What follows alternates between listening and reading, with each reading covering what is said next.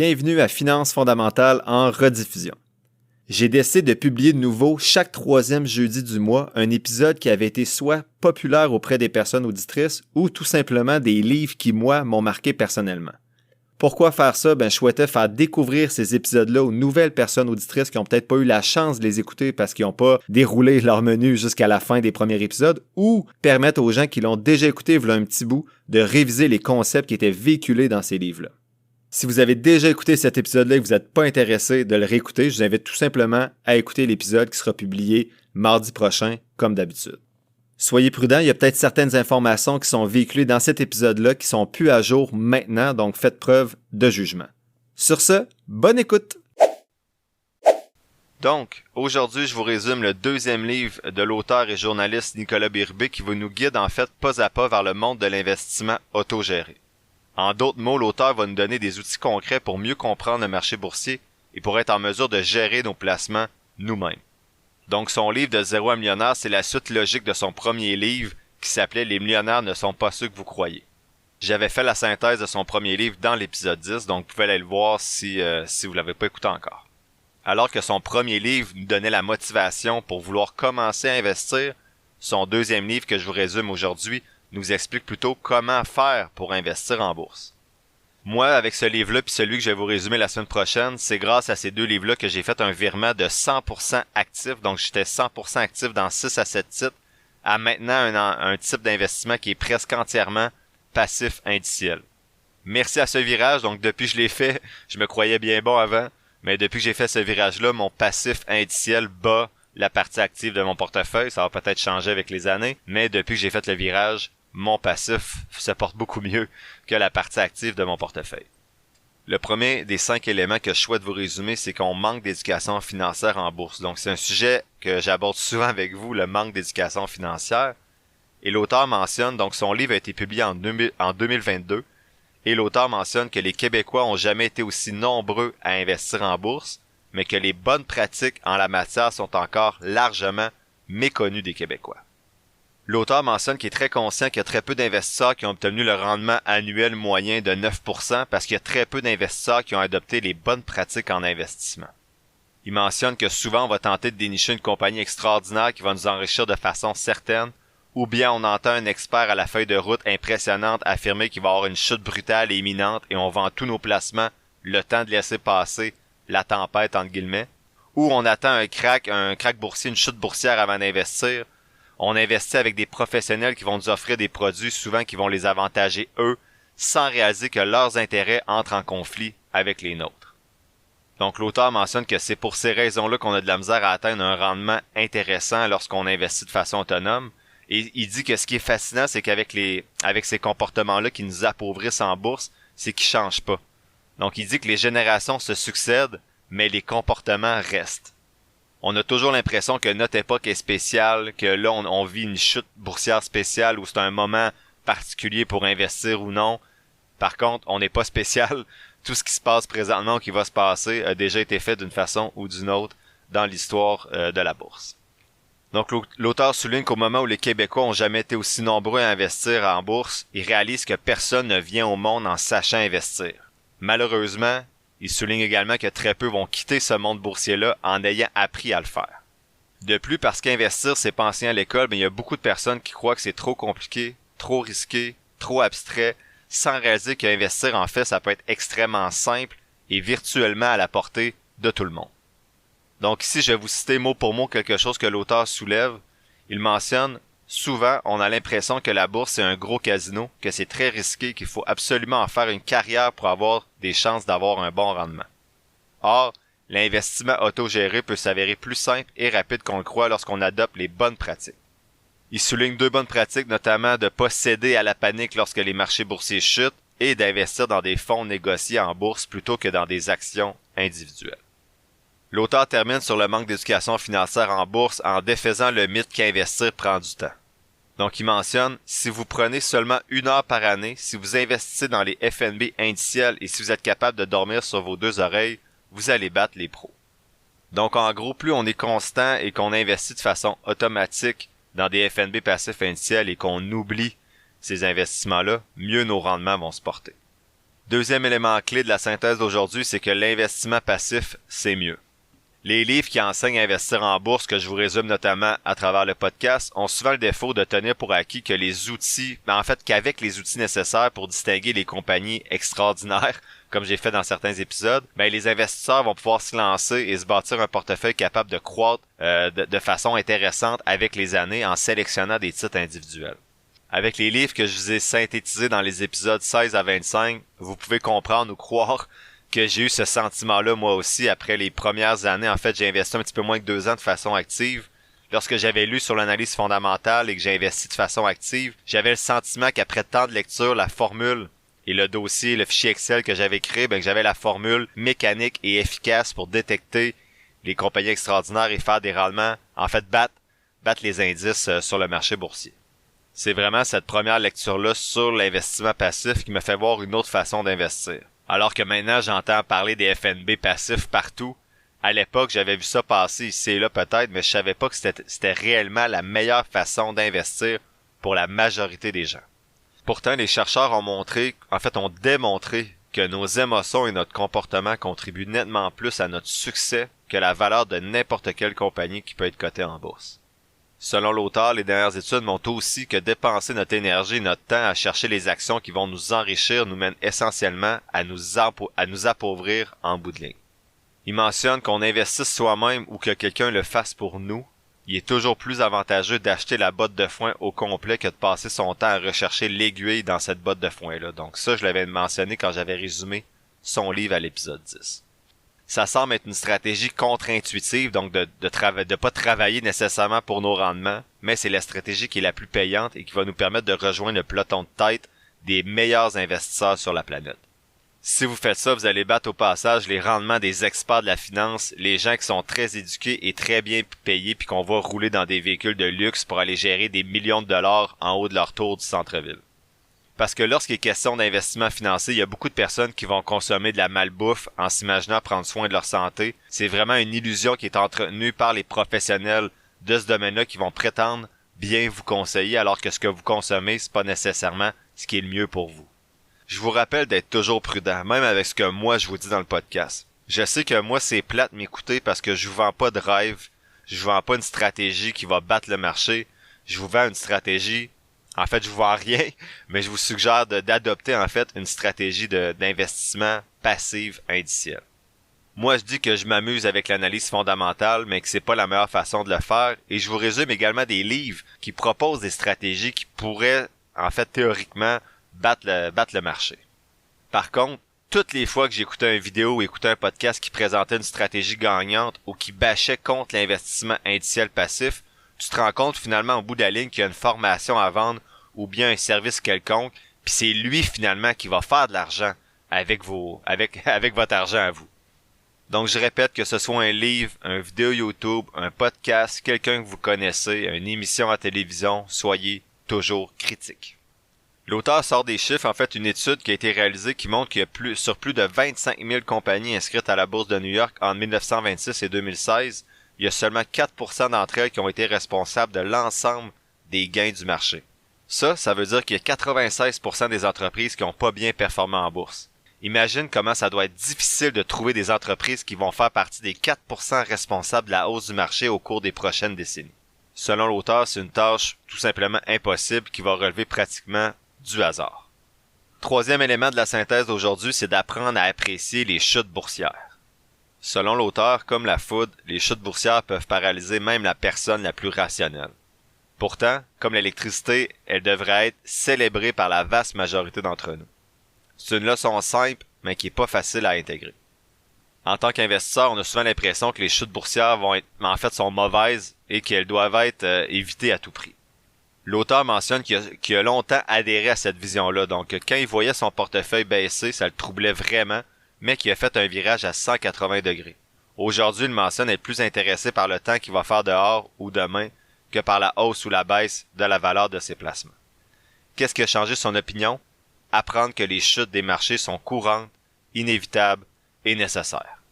Depuis les années 1920, le SP500, donc l'indice qui représente les 500 plus grandes entreprises à la bourse américaine et celui sur lequel souvent les données historiques vont être les plus complètes, va connaître annuellement 3 chutes de 5% en moyenne. Donc, il y a 3 chutes de 5% par année en moyenne pour l'indice du SP500. Il y a eu des chutes un peu plus grandes. Donc, depuis 100 ans, il y a eu un déclin de 10% du marché boursier qui s'est produit environ tous les 16 mois. Et pour les chutes de 20%, il y a eu une chute de 20% du marché boursier environ à tous les 7 ans en moyenne depuis les 100 dernières années. Depuis 1950, l'indice du SP500 a chuté d'environ 50% 3 fois, c'est-à-dire une fois à peu près tous les 22 ans. Donc la fameuse volatilité boursière, comme on l'appelle, est tellement courante finalement qu'elle devrait pas nous étonner, mais pourtant, elle nous surprend à chaque fois. This episode is brought to you by Indeed. When your computer breaks, you don't wait for it to magically start working again. You fix the problem. So why wait to hire the people your company desperately needs? Use Indeed's sponsored jobs to hire top talent fast. And even better, you only pay for results. There's no need to wait. Speed up your hiring with a $75 sponsored job credit at Indeed.com/podcast. Terms and conditions apply. Imagine what's possible when learning doesn't get in the way of life. At Capella University, our game-changing FlexPath learning format lets you set your own deadlines so you can learn at a time and pace that works for you. It's an education you can tailor to your schedule. That means you don't have to put your life on hold to pursue your professional goals. Instead, enjoy learning your way and earn your degree without missing a beat. A different future is closer than you think with Capella University. Learn more at capella.edu. I can say to my new Samsung Galaxy S25 Ultra, hey, find a keto-friendly restaurant nearby and text it to Beth and Steve. And it does, without me lifting a finger. So I can get in more squats anywhere I can. 1, 2, 3. Will that be cash or credit? Credit. 4. Galaxy S25 Ultra, the AI companion that does the heavy lifting so you can do you. Get yours at Samsung.com. Compatible with select apps. Requires Google Gemini account. Results may vary based on input. Check responses for accuracy. Les chutes boursières sont pas des punitions, c'est des droits d'entrée. Donc l'auteur fait un lien avec ce que Morgan Housel, un livre que je vais vous résumer un peu plus tard, qui s'intitule Psychology of Money. Cet auteur-là dit que les rendements du marché boursier sont pas gratuits et vont jamais l'être. Donc dans son livre justement Psychology of Money, Housel note que les chutes sont pas un bug du système, il faut accepter de voir ses placements perdre de la valeur et que c'est le prix à payer justement pour les faire grossir à long terme. Sans chute boursière, il n'y a pas de risque. Sans risque, il n'y a pas de rendement. Notre réflexe est pourtant de rechercher la récompense sans être prêt à payer le prix. Pour moi, c'est la nature humaine, donc je dois avouer que je comprends bien le concept de volatilité boursière et comme je le suggère, j'ai investi de l'argent que moi, ça me dérange pas de pas revoir pendant 30 ans. Donc le stress est clairement plus petit pour moi, mais je vois des amis qui m'écrivent dès qu'il y a une journée dans le rouge pour me dire qu'est-ce que j'en pense. Est-ce que je devrais sortir mon argent? Est-ce que je devrais investir ce mois-ci si le marché boursier continue à descendre? Ce que je réponds, c'est toujours la même chose. Ferme ton écran, puis va faire d'autres choses. Si tu paniques à chaque baisse, faudrait peut-être revoir tes investissements, donc ta stratégie d'investissement, ou bien lire le livre de Nicolas Bérubé au complet. Quatrième élément de la synthèse d'aujourd'hui, c'est garder le cap. Le temps est ton principal allié.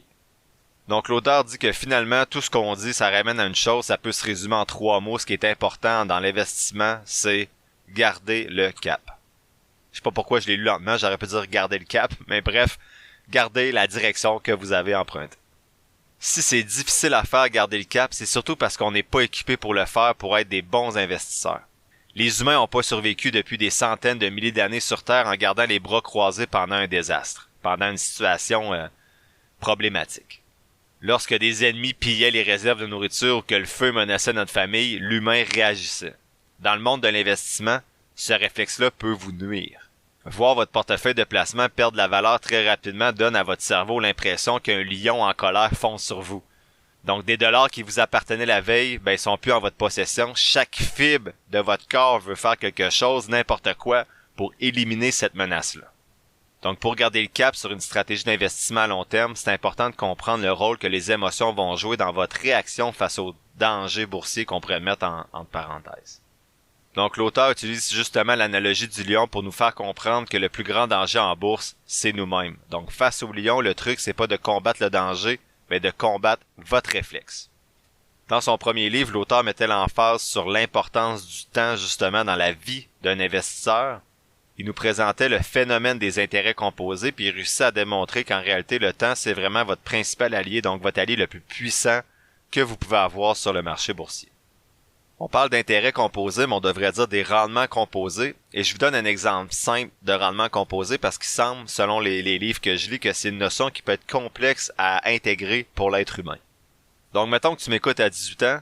Petite parenthèse ici, je suis vraiment impressionné en passant du nombre de jeunes entre 14 et 20 ans qui m'écrivent pour me dire qu'ils s'intéressent à leurs finances. Wow!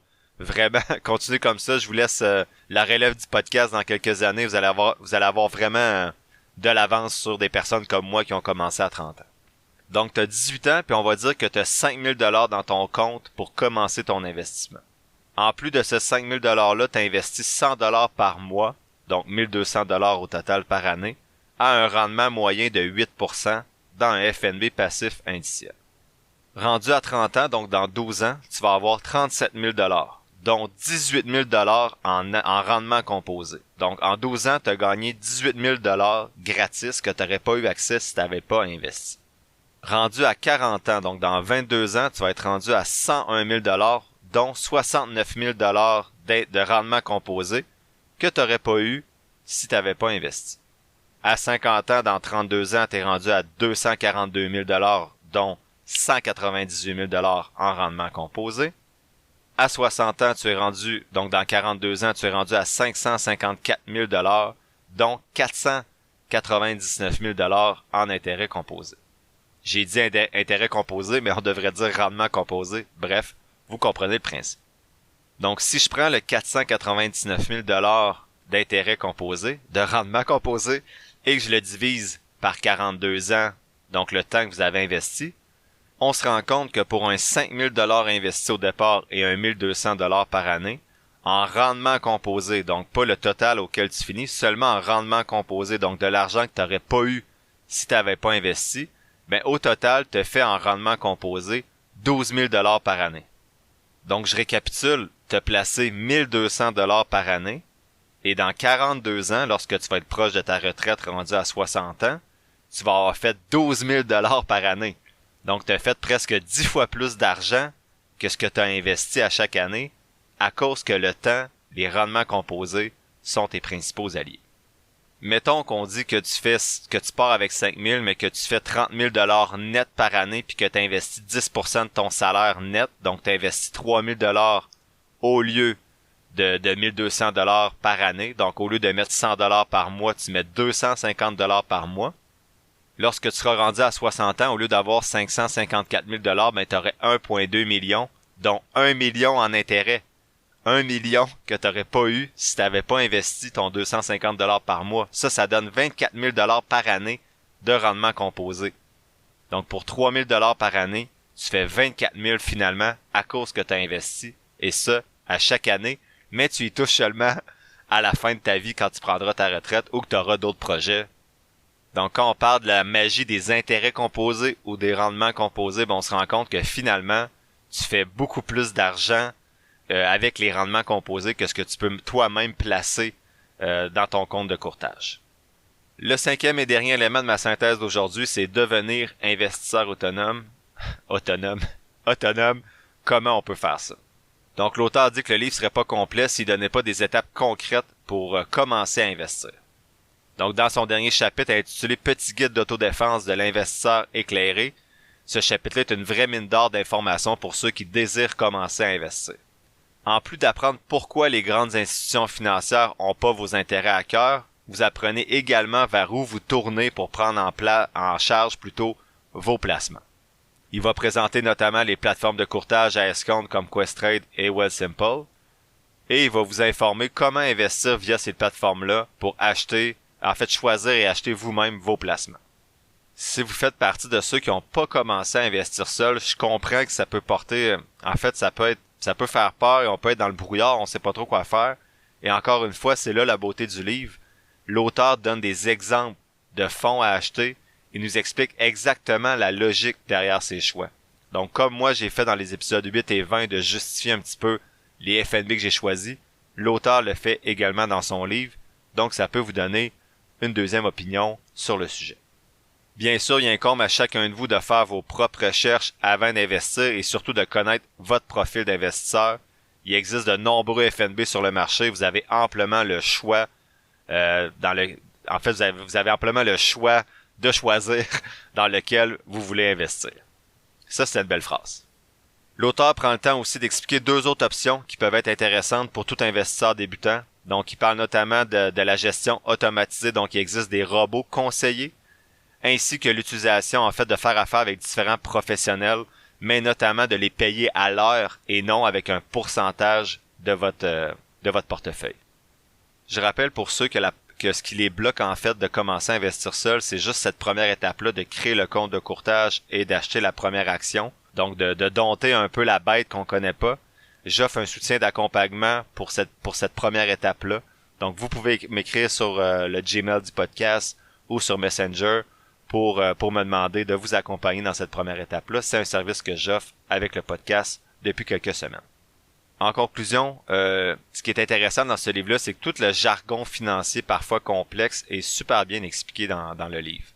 Donc, Nicolas Bérubé présente c'est quoi une action, c'est quoi une obligation, c'est quoi les indices boursiers, c'est quoi les frais de gestion, etc. Le livre est d'ailleurs écrit dans un langage assez simple qui se lit super bien. Ça se peut que tu aies besoin d'un peu plus de concentration à certains endroits du livre, mais tu peux me croire, toute l'information présentée, c'est de l'information que tu dois connaître pour assurer ton bien-être et ton avenir financier. Pour moi, De zéro à millionnaire, c'est vraiment un livre qui met la lumière sur un univers qui est trop longtemps resté méconnu du grand public. À mon avis, c'est un livre qui permet à beaucoup de Québécois, qui pourrait permettre à beaucoup de Québécois d'avancer par eux-mêmes vers une meilleure compréhension de l'investissement en bourse. Vraiment, personnellement, je suggère à toutes les personnes qui souhaitent commencer à investir et à mon avis, ça devrait être le souhait de tout le monde de vouloir commencer à investir de façon autonome ou du moins commencer à investir tout court sur le marché boursier. Moi, c'est vraiment le livre qui a commencé à confirmer ma stratégie d'investissement passif, donc avec celui que je vais vous présenter la semaine prochaine. C'est donc un des livres pour lesquels je vous suggère d'aller au-delà de mon simple podcast et vraiment de le lire au complet, surtout si vous êtes au début dans vos balbutiements par rapport à l'investissement boursier. L'épisode tire à sa fin, j'espère que tu l'as apprécié et merci d'avoir passé un peu de temps avec moi aujourd'hui. Si tu apprécies le podcast, il y a 3 choses gratis que tu peux faire pour m'aider. 1. Partager le podcast sur tes réseaux sociaux. 2. T'abonner, suivre ou donner quelques étoiles au podcast selon la plateforme sur laquelle tu m'écoutes. Et 3. Me suivre sur la page Facebook du podcast. Si tu veux me soutenir davantage, tu peux t'abonner pour 3,99 par mois au podcast et ainsi avoir accès à un épisode spécial supplémentaire chaque mois, en plus d'avoir accès à mon outil d'analyse. Toutes les informations pour me soutenir sont quelque part dans la description de l'épisode. Sinon, oublie pas que je suis pas un expert, prends jamais ce que je dis pour du cash, fais toujours tes propres recherches. Sur ce, merci encore pour ton écoute et on se voit dans le prochain épisode de Finances fondamentales.